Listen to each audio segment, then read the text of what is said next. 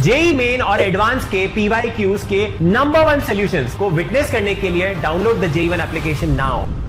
क्योंकि इसके अंदर एकदम सीधी सीधी ही है सारी बातें, कुछ भी यहाँ पर ऊंच नीच है ही नहीं इसके अंदर। तो वैल्यूज को हम एक्सआई से रिप्रेजेंट कर रहे हैं एंड फ्रीक्वेंसीज को हम यहाँ पे एफआई से रिप्रेजेंट कर रहे हैं, और हमें यूजुअली यहाँ पर वर्टिकल कॉलम पसंद आता है।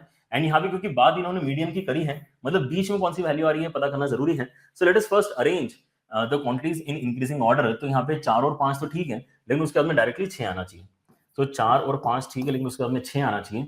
6 हो गया हमारे पास में, फिर 8 9 आना चाहिए। 8 9 आ गया एक बार हमारे पास में, तो उसके बाद में हमारे पास फिर 11 और 12 आना चाहिए। ठीक है ना। सो पहली बात तो हमने इसको अरेंज कर लिया अच्छे तरीके से अपने एक्साइज वाले वैल्यूज को। अब हम क्या कर रहे हैं, अपने एफ आईज इनके अलोंग लिख लेते हैं। तो 4 के साथ में 5 है, 5 के साथ में एफ आई है ना। फिर उसके बाद में 6 के साथ में 1 है, 8 के साथ में F2 है ना, सॉरी F1 है यहाँ पे। ठीक है। अगर आप 9 के साथ में देखते हैं तो आपको यहाँ पे 2 मिलता है, एंड देन 11 के साथ में आपको 3, एंड देन 12 के साथ में आपको 1 मिलता है। Right now since 6 is mentioned as the median for this particular data, ठीक है ना। Suppose that the sum of the frequencies is 19 and the median of the frequencies is equal to 6।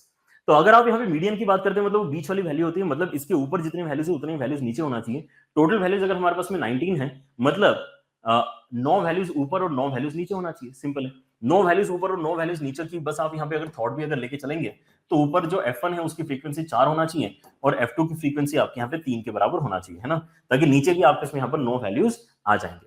Right, so 9 values ऊपर 9 values नीचे की वजह से हमें यहाँ पर F1 F2 पता चल चुके हैं। इनफैक्ट इतना सा ही सॉल्व करके आपको एक क्वेश्चन का आंसर करते आ ही जाएगा।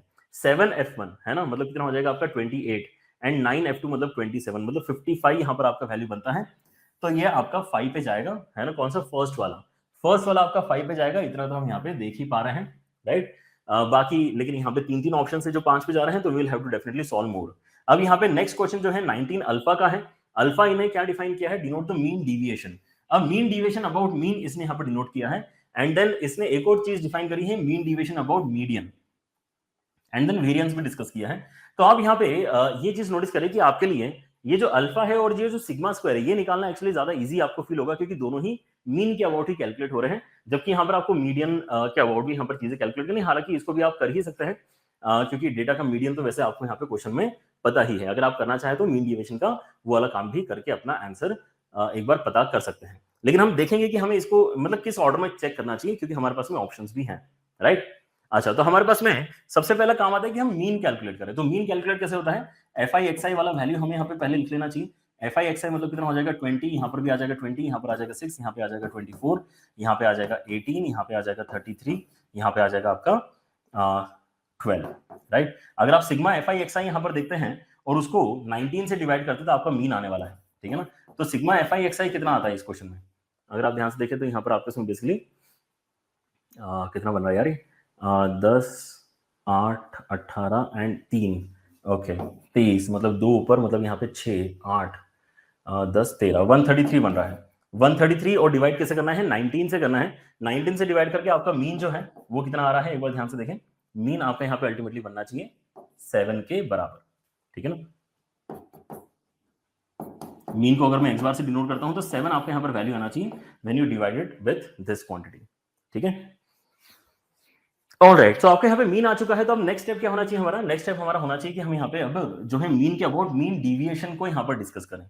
मीन के अबाउट मीन डेविएशन अगर मैं डिस्कस करना चाहता हूँ तो मुझे यहाँ पे x I minus X bar वाला क्वांटिटी निकालना चाहिए।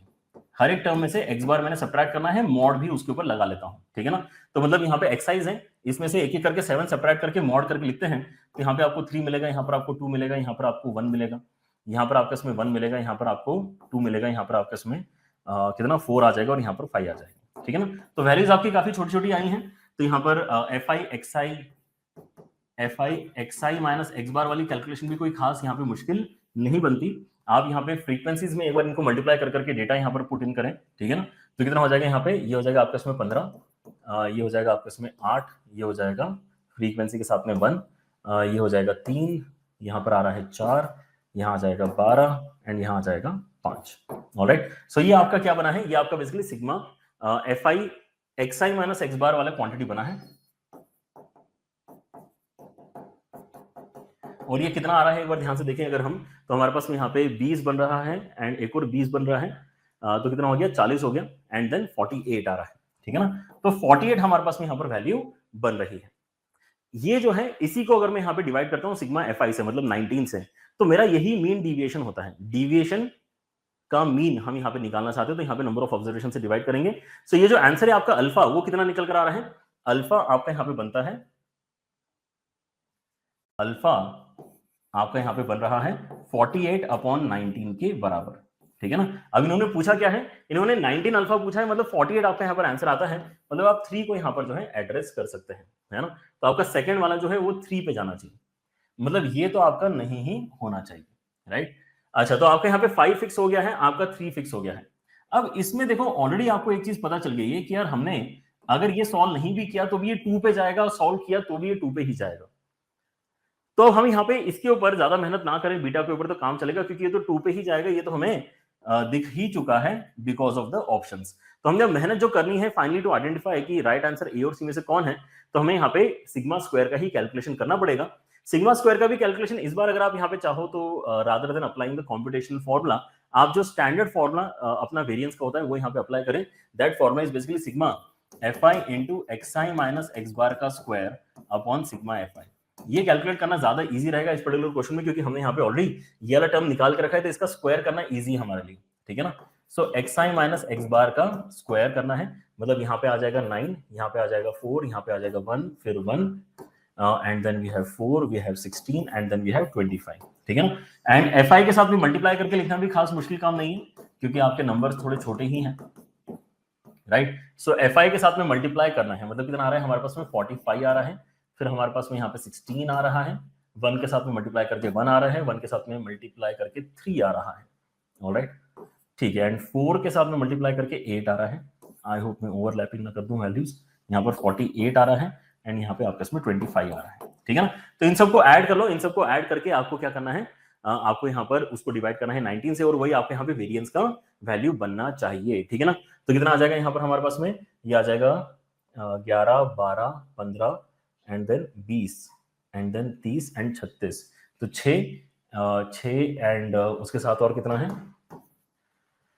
हाँ 36 3 है ना, तो 8 10 14 146 डिवाइडेड बाय 19 आपका यहाँ पे आंसर बनना चाहिए, ठीक है ना। तो ये एक बार ढूंढ के देखते हैं कहां पर हमें मिल रहा है। तो ये 1 के साथ में हमें यहाँ पे इजीली मिल रहा है, क्योंकि ये फिर से 19 सिग्मा स्क्वायर आपसे पूछ रहा है, ठीक है ना।